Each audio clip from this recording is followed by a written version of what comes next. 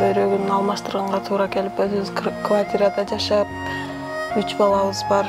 Ошо акчабыз жетишпегендиктен сиздерден жардам сурайбыз.